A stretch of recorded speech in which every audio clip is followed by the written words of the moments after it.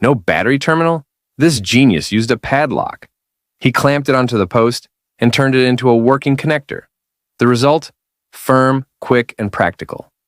You look at it and think, why didn't I come up with this before?